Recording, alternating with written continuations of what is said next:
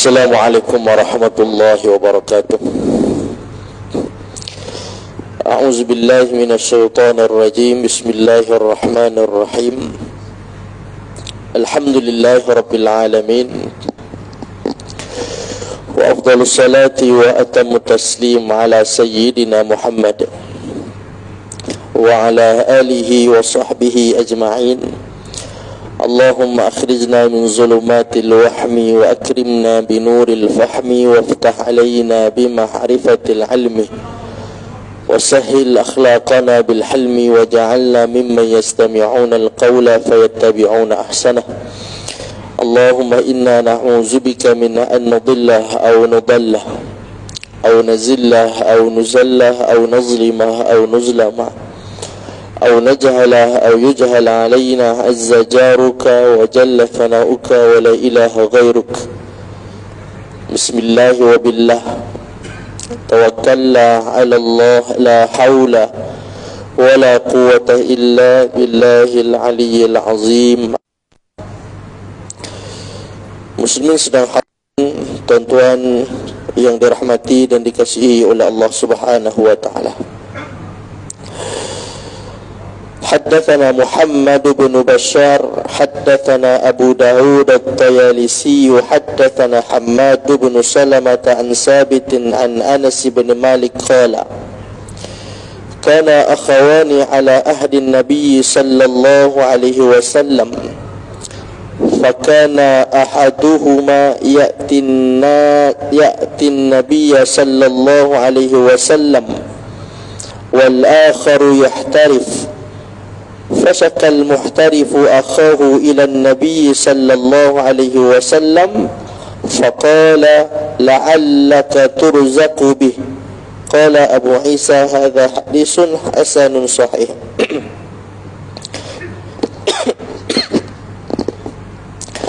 Dari Anas bin Malik radhiyallahu anhu, dia berkata, ada dua orang laki-laki bersaudara pada masa Nabi sallallahu alaihi wasallam. Salah satunya datang kepada Rasulullah sallallahu alaihi wasallam, yakni bermaksud untuk belajar agama, belajar ilmu, dan yang satunya lagi bekerja. Maka saudaranya yang bekerja mengadukan perihal saudaranya kepada Rasulullah sallallahu alaihi wasallam. Beliau menjawab, bisa jadi kamu diberi rezeki kerana dia. Imam At-Tirmizi menilai hadis ini hadis yang hasan, hadis yang sahih. Muslimin yang dirahmati Allah Subhanahu wa taala. Jadi dalam hadis yang pendek ini, Anas bin Malik radhiyallahu anhu menceritakan tentang dua orang saudara. Dua orang saudara, seorang ini dia bekerja, manakala yang seorang lagi tidak bekerja. Tetapi dia menghabiskan waktunya dengan menuntut ilmu. Yang sahabat atau yang saudara yang bekerja tadi ini telah menyara sahabat atau saudara dia yang belajar tadi ni. Dia yang soal makan minum dia yang tanggung, kan? Saudara yang bekerja ni dia yang tanggung. Kemudian sampailah satu waktu dia rasa agak berat, kan, keadaan itu, kerana bagi dia tak adalah aku yang kerja, tapi aku kena sara dia pula. Dia tidak bekerja, dia hanya mengaji, belajar, tapi aku pula yang kena bagi makan kat dia. Jadi seakan-akan bahawa saudara ini tidak berpuas hati dengan keadaan itu. Maka dia mengadu kepada Nabi sallallahu alaihi wasallam tentang perkara ni. Dia mengadu kepada Nabi sallallahu alaihi wasallam. Maka jawapan Nabi sallallahu alaihi wasallam pendek dan ringkas. Apa kata Rasulullah sallallahu alaihi wasallam? La'allaka turzaqu bih. Boleh jadi selama ini kamu diberikan rezeki dengan sebab amalan kamu membantu dan menyara saudara kamu yang mengaji tadi itu. Jadi kata Rasulullah sallallahu alaihi wasallam, boleh jadi yang kamu rezeki makan minum cukup selama ni adalah dengan sebab kebaikan kamu. Bukan hanya semata-mata kamu pandai berniaga, kamu pandai bekerja, kamu mahir buat itu dan ini, tapi kemungkinan dan boleh jadi rezeki yang kamu dapat selama ni adalah hasil daripada kerja baik ataupun amalan baik kamu yang membantu saudara kamu yang belajar tadi itu. Kamu bagi dia makan, kamu bagi dia belanja, kamu bagi dia beli barang-barang keperluan untuk dia belajar. Jadi boleh jadi amalan kamu itu menyebabkan Allah Subhanahu wa taala memberikan rezeki yang banyak kepada kamu. Kan? Kamu bantu orang yang susah, kamu bantu saudara kamu nak belajar, kamu bagi makan minum kepada dia, kamu bagi belanja kepada dia, maka Allah tambahkan rezeki kamu. Bermakna kalau seandainya kamu menghentikan bantuan kamu kepada saudara kamu, Allah juga akan memberhentikan peruntukan yang diberikan kepada kamu selama ini. Mungkin Allah akan kurangkan rezeki kamu, seakan-akan apa yang kamu dapat itu sama seperti mana yang kamu dapat ketika mana kamu memberi makan ataupun memberi bantuan kepada saudara kamu yang susah tadi itu. Itu maksud ringkas daripada hadis yang kita bacakan tadi. Hadis ini menunjukkan apa dia, tuan-tuan sekalian? Menunjukkan bahawa kita perlu sedar dan yakin sesungguhnya Allah Subhanahu wa taala lah yang menciptakan segala-galanya, yang menciptakan rezeki, yang menciptakan kesihatan, yang berikan rezeki kepada kita, yang berikan kesihatan kepada kita, yang memberikan kebahagiaan kepada kita. Semuanya datang dari Allah Subhanahu wa taala. Makhluk tidak mampu mencipta apapun, makhluk Allah Subhanahu wa taala, baik manusia, haiwan ataupun lain-lain, mereka ini tidak mampu menciptakan walaupun satu benda, walaupun sekecil-kecil benda. Makhluk tak boleh nak buat. Kita tak boleh nak berjalan. Contoh, kita kaki bergerak, jadi pergerakan kaki kita ni kita tak mampu nak buat. Maka sebab itu Allah Subhanahu wa taala sebut dalam Quran, wallahu khalaqakum wa ma ta'malun. Allah itu menciptakan kamu dan Allah menciptakan apa yang kamu buat. Kan? Jadi pergerakan perbuatan kita ini hakikat dia. Siapa yang buat? Wallahu khalaqakum wa ma ta'malun. Allah bagi tahu bahawa badan kamu itu Allah yang buat. Pergerakan kamu itu juga sebenarnya Allah Subhanahu wa taala yang buat. Sebab kalaulah kita kata Allah hanya menciptakan kita, maka perbuatan-perbuatan itu kita buat sendiri. Berjalan ini kita buat sendiri, potong memotong itu kita buat sendiri, bercakap ini kita buat sendiri. Kalau seandainya perbuatan ataupun pergerakan atas dunia ini adalah ciptaan daripada makhluk, bermakna Allah Subhanahu wa taala itu buat lebih sedikit, lebih kurang daripada apa yang diciptakan oleh makhluk. Kita ambil contoh, kalau seandainya hanya badan kita yang Allah cipta, mata, kepala, tangan, perut, kulit, darah, jantung, hati, hanya ini yang dibuat, hanya ini yang diciptakan oleh Allah Subhanahu wa taala. Manakala pergerakan kita tu kita buat sendiri, bukan Allah yang buat. Lidah yang bercakap kita yang buat, mata yang berkelip kita yang buat, tangan kita yang bergerak kita yang buat, kaki kita yang bergerak kita yang buat. Kalau macam tu kita buat lebih banyak daripada apa yang Allah buat.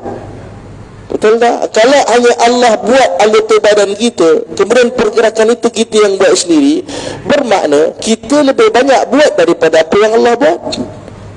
Dalam seminit berapa banyak pergerakan yang berlaku? Dalam seminit berapa banyak kali mata kita berkelip? Dalam seminit berapa banyak tangan kita bergerak? Dalam seminit berapa banyak mulut kita bercakap? Dalam seminit berapa banyak darah kita berjalan? Dalam seminit berapa banyak badan kita bergerak? Jadi kalau semua itu manusia yang buat, cuba kira mana banyak makhluk kita dengan makhluk Allah. Sudah tentu makhluk kita lagi banyak. Sudah tentu ciptaan kita lebih banyak daripada Allah Subhanahu wa ta'ala. Maka sebab itu kita kena faham dan kita kena senar, semua apa yang ada atas dunia ini adalah ciptaan Allah Subhanahu wa ta'ala. Ini juga menjawab ada kekeliruan, kan. Baru sehari dua ni saya tengok satu orang pendakwah daripada negara jiran kita di Thailand, dia mengatakan bahawa apa yang berlaku ini adalah kita yang buat. Dia kata contoh, kalau kita potong daging, pisau dengan ketajaman pisau itulah yang menyebabkan daging itu terbelah. Bukan Allah Subhanahu wa ta'ala hakikatnya. Jadi dengan pisau, dengan ketajaman yang ada pada pisau, maka terbelahlah daging. Bermakna yang menjadikan daging itu terbelah pisau, bukan Allah Subhanahu wa ta'ala. Jadi kan yang kita faham, yang menjadikan daging itu terbelah di saat pisau yang tajam ada di atas permukaan daging, hakikatnya yang jadikan terbelah itu Allah Subhanahu wa ta'ala, bukan pisau. Bukti dia ketika Nabi Ibrahim meletakkan pisau yang tajam di tengkuk Nabi Ismail, tak terbelah. Kalau kita katakan sebab ketajaman pisau menjadi terbelahlah daging ataupun kulit ataupun apa-apa permukaan, maka nasaya lama dah Nabi Ismail berjaya disembelih oleh Nabi Ibrahim. Tapi kenapa tidak berlaku walaupun diletakkan pisau yang tajam di tengkuk Nabi Ismail? Kenapa tidak berlaku sembelihan? Sebab jawapannya Allah Subhanahu wa ta'ala tak nak jadikan dia terbelah, menunjukkan bahawa yang menjadikan sesuatu atas dunia Allah, yang menjadikan daging itu terbelah ketika pisau diletakkan di atasnya Allah Subhanahu wa ta'ala, bukan pisau itu. Allah Subhanahu wa ta'ala. Ketika mana kaki saya bergerak, yang menggerakkan kaki itu siapa hakikatnya? Allah Subhanahu wa ta'ala. Ketika mana mulut saya bercakap, kalau Allah Subhanahu wa ta'ala tak nak saya bercakap, maka saya tak boleh bercakap. Jadi di sinilah tuan-tuan sekalian, kita perlu sedar bahawa Allah Subhanahu wa ta'ala lah tempat segala-galanya ataupun sumber segala-galanya. Yang kita dapat selama ni Allah Subhanahu wa ta'ala yang bagi. Maka sebab itu kadang-kadang Allah tak bagi apa yang kita nak, Allah tak bagi apa yang kebiasaan. Contoh, satu orang doktor kan merawat satu orang pesakit, dah ribuan pesakit yang dirawat dengan cara ini sembuh. Tiba-tiba orang yang ke 3,900 ni tak sembuh. Yang selama ni semua yang 3,000 lebih semua ni dah berjaya dirawat dengan cara yang sama, dengan ubat yang sama, penawar yang sama. Tapi satu hari dirawat, ternyata tak sembuh, bahkan membawa kepada kematian, kan? Jadi kenapa jadi macam tu? Sebab jawapan Allah Subhanahu wa ta'ala yang tak izinkan dia sembuh. Sebab selama ni seramai 3,000 berapa banyak yang kamu rawat semua, yang menyembuhkannya itu adalah Allah Subhanahu wa ta'ala. Maka sebab itu bila ada orang yang mengatakan orang yang berpahaman seperti ini dia sesat, maka kita pun pelik kenapa orang kata begitu, kan? Sebab banyak bukti-bukti yang menunjukkan memang benar Allah Subhanahu wa ta'ala menciptakan segala-galanya, kan? Sebab itu mukjizat yang Allah berikan kepada para nabi ini dipanggil apa makna mukjizat? Dipanggil khariqun lil adah, perkara yang mencari adat, yang mencari kebiasaan. Biasanya tak macam tu, tapi dia jadi macam tu, kan? Contoh Nabi Musa alaihi salam, dia campak tongkat dia bertukar menjadi ular. Kebiasaannya mana macam tu? Cuba kita balik nanti ambil kayu ke, ambil tongkat ayah kita ke, cuba kita baling, jadi tak ular, kan? Dia tak jadi ular. Sebab apa? Sebab kebiasaan dia kalau baling kayu, baling tongkat, dia tak jadi apa-apa. Tetapi ada waktu yang Allah nak dia jadi sebalik daripada kebiasaan, dia jadi perkara yang luar daripada kebiasaan, maka itu yang dipanggil khariqun lil adah, perkara yang mencari adat, yang berlawanan daripada kebiasaan, kan? Jadi bila kita lihat dan kita faham yang ini, maka kita akan yakin bahawa semua apa yang berlaku atas dunia ini adalah Allah Subhanahu wa ta'ala yang bagi. Maka sebab itu dalam hadis kan kata Nabi SAW yang bermaksud, barang siapa yang menghilangkan bebanan saudaranya di atas dunia, maka Allah akan hilangkan kesusahannya di hari akhirat nanti. Mana kalau seandainya kita menghilangkan kesusahan yang sedang ditanggung oleh kawan kita, motor dia rosak contohnya, kan, kita bantu, kita bawa pergi kedai, dia tak ada duit, kita kemudian kita tolong bayarkan separuh ke, kita menghilangkan bebanan dia, masalah dia ceritakan kepada kita, kita bantu cara nak menyelesaikan masalah contoh, kan. Maka orang yang menghilangkan beban saudaranya atas dunia, maka Allah Subhanahu wa taala nafasallahu anhu qurbatan min qurabil akhirah, maka Allah akan angkat kesusahan dan bebanan yang ditanggung ke akhirat nanti. Sebab di hari akhirat nanti beban cukup tinggi, kesulitan itu cukup luar biasa. Maka kalau hari ini kata Nabi SAW, Allah bagi tahu kepada kita, kalau hari ini kamu menghilangkan kesusahan, bebanan, kesulitan yang ditanggung oleh saudara kamu, di akhirat nanti kesusahan yang luar biasa jauh lebih hebat daripada atas dunia, Allah akan angkat kesusahan itu daripada kita. Kemudian kata Nabi SAW, barang siapa yang memudahkan urusan orang lain, maka Allah akan memudahkan urusannya di atas dunia dan juga di hari akhirat kelak. Jadi menunjukkan apa dia? Nak menunjukkan bahawa yang memudahkan urusan kita itu Allah Subhanahu wa taala. Kan contoh kita berniaga, jadi kita jual, kita buat apa pun kerja, semuanya menguntungkan. Semuanya menjadi, kan? Kita berniaga untung, kita kerja cepat naik pangkat, kan? Urusan kita semua dimudahkan oleh Allah Subhanahu wa taala. Jadi siapakah yang memudahkan semua? Apakah dengan sebab modal kita yang banyak? Apakah dengan sebab kemahiran kita? Apakah dengan sebab ramai orang yang menyokong, kawan-kawan kita support kita punya bisnes? Tak, kan? Jadi kata Nabi SAW, Allah Subhanahu wa taala yang memudahkan segala kemudahan yang kamu dapat atas dunia. Dan boleh jadi kemudahan yang kamu dapat itu adalah hasil daripada kamu memudahkan urusan orang lain, bukan sebab kamu pandai berniaga pun. Ramai orang yang pandai berniaga masuk kursus sana dan sini, tapi akhirnya melingkup juga perniagaan ni, sebagai contoh, kan. Ada orang yang tak ikut kursus walau satu kursus pun, dia tak pernah berniaga pun, tapi sekali dia jual barang ke, dia buat apa-apa ke, maka Allah Subhanahu wa taala permudahkan, kan. Maka rezeki dia melimpah ruah, kan, harta dia semakin banyak, keluarga dia semakin happy, jadi macam-macam Allah mudahkan. Jadi yang pertama kita kena faham, kemudahan, kekayaan yang dia dapat itu datang dari Allah Subhanahu wa taala. Itu yang pertama, kan. Pertama, bila kita tengok orang senang, bila kita tengok orang kaya, kita perlu yakin kekayaan dia itu bukan hanya terletak pada kemahiran dia berniaga. Bukan sebab dia banyak modal. Ramai orang yang kaya akhirnya bankrupt sebab duit yang banyak, dia semakin tamak, akhirnya muflis ataupun bankrupt, kan. Jadi yang pertama, bila kita tengok orang senang, kita kena yakin kesenangan, kekayaan yang dia ada datangnya dari satu sumber, iaitu dari Allah Subhanahu wa taala. Macam kita sebutkan tadi, semua yang datang, yang berlaku, yang wujud atas dunia, semuanya dari Allah Subhanahu wa taala. Tak ada satu pun daripada kita. Hatta kita datang ke masjid ini bukan daripada kita, tuan-tuan. Bukan sebab kaki kita sihat boleh berjalan, tidak. Tapi sebab Allah Subhanahu wa taala yang menggerakkan kita datang ke masjid. Sebab itu Nabi SAW dalam doa, Nabi SAW doa, kata Nabi SAW, Allahumma rahmataka arju wala takilni ila nafsi tarfata ain. Kata Nabi SAW, ya Allah, rahmatmu aku pinta, aku harapkan, wala takilni ila nafsi tarfatain, jangan tinggalkan aku walaupun sekelip mata.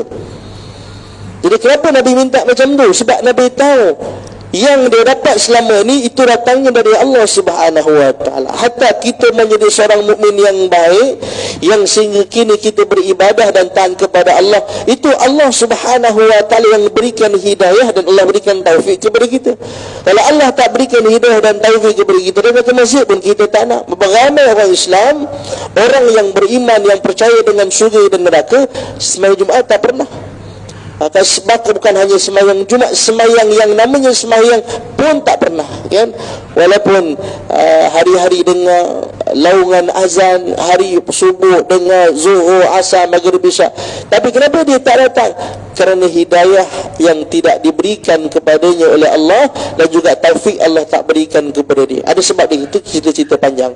Cuma nak ceritanya bahawa kita perlu yakin dan sedar bahawa semua apa yang berlaku, yang wujud atas dunia, semuanya datang dari Allah Subhanahu wa taala. Tapi kalau seandainya yang kita sebutkan tadi, seorang pendakwah daripada negara jiran yang mengatakan sebab Allah yang berikan kuasa kepada dia menyebabkan dia boleh terbelah. Contoh pisau, kan kita kata pisau bila diletak atas daging, terbelahlah daging.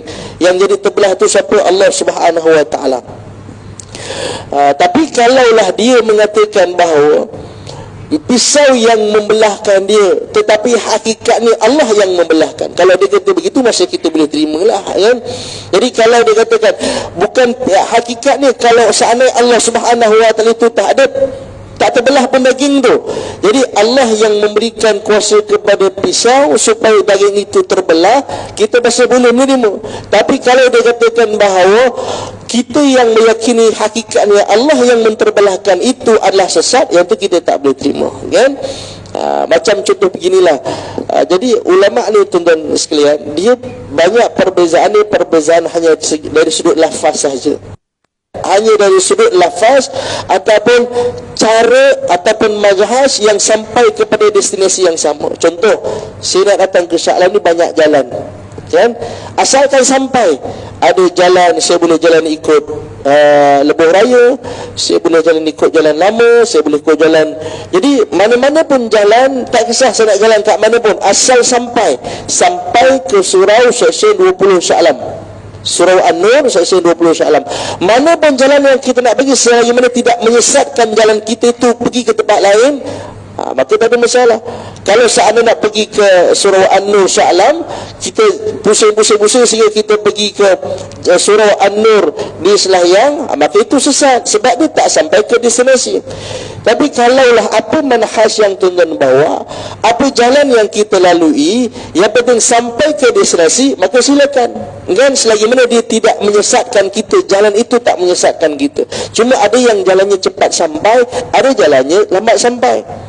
Macam contohlah, berbeza pada istilah yang kita pakai. Yang itu kan salah kita pakai, tapi tak ada masalah sebab kita dah biasa pakai yang itu. Tapi kita kena faham maksud kita bukan itu.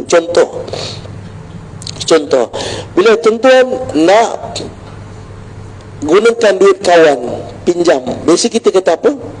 Kita kata, bang, pinjam RM50, kita pinjam, kan? Jadi pinjam itu tidak sesuai istilahnya untuk duit. Sebab duit, kalau pinjam dia tak ada manfaat. Apa mana pinjam? Pinjam ini kita memulangkan barang yang sama, itu pinjam. Kalau handphone pinjam, sebab saya pinjam daripada dia, saya akan pulang barang zat yang sama, benda yang sama. Kalau duit, kita tak pulangkan yang sama, betul tak? Kita pulangkan nilai yang sama.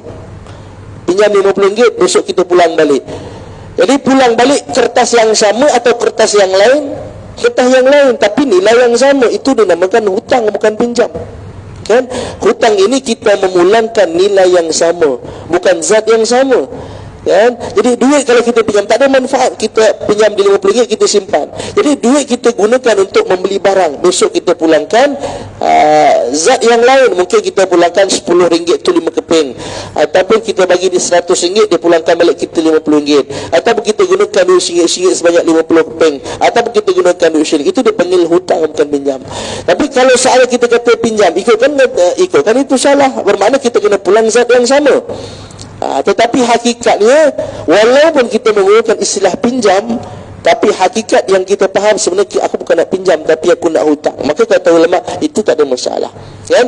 Begitu juga kalau orang mengatakan bahawa pisau yang kata kita makan ubat dia yang menyihatkan kita. Kalau maksud kita sebab ubat yang Allah berikan kita sihat, hakikatnya Allah yang menyihatkan, itu tak ada masalah, kan? Jadi dalam hati kita tak meyakini Allah Subhanahu wa taala tempat datangnya setiap sesuatu, kan? Tidak ada datangnya daripada manusia, tidak ada datangnya daripada makhluk. Maka sebab itu dalam hadis kita tadi itu, Nabi SAW menjelaskan bahawa rezeki yang kamu ada itu boleh jadi la'allaka turzaku bih, boleh jadi dengan sebab kamu biaya makan minum saudara kamu yang belajar tadi itu, dengan sebab itu kamu dimurahkan rezeki oleh Allah Subhanahu wa taala, kan?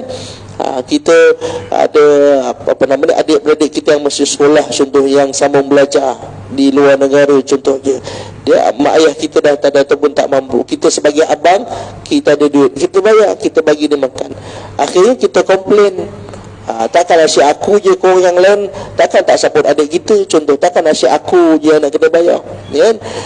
Kita kena ingat hadis ni. Apa kata Nabi SAW?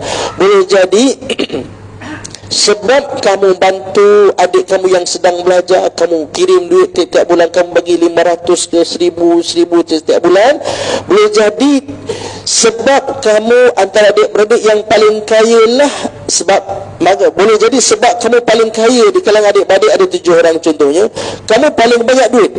Boleh jadi kamu paling banyak duit ni sebab kamu kirim duit setiap bulan kepada adik bongsu kamu yang ketujuh di Jordan ke, di Mesir ke, ataupun di mana-mana, kan? Tapi kalau kita komplain, kita kata asyik aku, korang lah pula, mentang-mentang kau dengar aku paling duit banyak, korang nak semua serah kat aku, macam tu mana Cik? Itu adik kita sama-sama, takkan aku seorang contoh, kan? Kita pun berhentikan peruntukan 1000 setiap bulan kita hantar kepada adik kita, kan? Kita nak supaya orang lain pun bantu, ternyata orang lain tak bantu adik kita pun terpaksa berhenti sekolah dan segala macam. Maka Allah Subhanahu wa taala boleh kurangkan yang sebelum ni Allah bagi kita banyak melimpah ruah harta, menjadi kita perniagaan dan segala macam, Allah hentikan itu sebab kita hentikan kebaikan kita.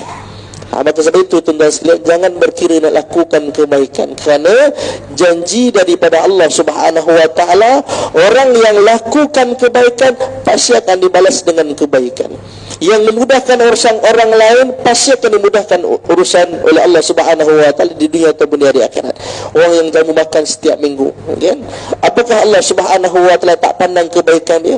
Yang bagi makan ramai orang yang makan setiap minggu, hari Jumaat pula tu, kan? Jadi mungkin ada niat kerana kita nak orang datang ke masjid awal pada hari Jumaat, kita pun bagi makan atas banyak niat yang baik. Allah tak pandang ke kebaikan itu, pasti akan dipandang. Dan apakah yang Allah tahu kebaikan yang kita buat itu Allah tak akan balas dengan kebaikan. Maka sebab itu kebaikan yang kita lakukan pasti dibalas oleh Allah Subhanahu wa taala, dan kita perlu sedar kebahagiaan, kekayaan, keberadaan harta yang kita ada pada hari ini, kita perlu kenangkan itu sebahagiannya daripada kebaikan-kebaikan yang pernah kita lakukan sebelum ni. Kita bahagiakan keluarga kita, Allah bagi rezeki, Allah tambah lagi. Sebab itu orang kata tambah anak tambah rezeki.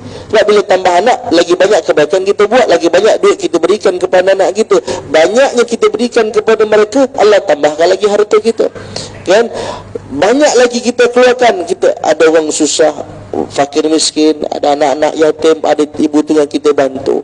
Maka boleh jadi kesenangan yang kita ada, kekayaan harta yang kita ada pada hari ini adalah sebab kebaikan-kebaikan dan ibadah-ibadah yang kita buat. Maka sebab itu kita jangan takut dengan kebaikan. Bahkan kata Nabi SAW, sedekah itu tidak pernah mengurangkan harta kita. Cubalah, kan?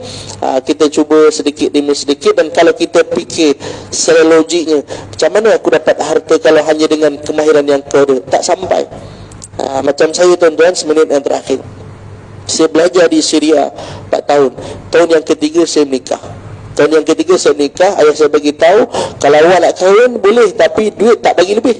Kalau 500 sebulan, 500 itulah yang saya bagi, tak lebih. Kalau tak kahwin bagi double, tak ada, saya dapat 500. Tapi saya sampai sekarang saya merasa yakin dengan Allah Subhanahu wa taala tu, rumah saya saja sebulan 800. Tuan-tuan bayangkan, rumah sewa saja 800 sebulan rumah sewa. Ayah saya bagi 500, saya tak ada sumber yang lain, kan? 500 ayah saya bagi, rumah sewa saja 800. Macam mana makan minum dengan isteri lagi, naik bas tiap hari pergi sekolah balik. Jadi dengan sebab kita nak buat benda yang baik, ialah orang Syiah ni tentang lawa-lawa. Kalau tak nikah ni jadi terganggu setengah minit yang terakhir. Jadi kita mau nikah kerana niat kita yang baik, Allah mudahkan. Ada saja orang nanti yang ni hantar makan, orang ni bagi duit, orang tu hantar makan, orang tu bagi duit. Yakin dengan Allah Subhanahu wa taala buat benda yang baik, insya-Allah. Jadi dengan kebaikan yang kita lakukan, niat kerana Allah Subhanahu wa taala, tuan-tuan jangan takut miskin, jangan takut kurang harta kita, pasti akan dibantu oleh Allah Subhanahu wa taala. Jadi itu yang dapat saya sampaikan pada hari ini. Mudah-mudahan ada manfaat dan faedah untuk kita bersama, insya-Allah. Qul qouli hadza wa astaghfirullahal azim wa lakum. Wassalamualaikum warahmatullahi wabarakatuh.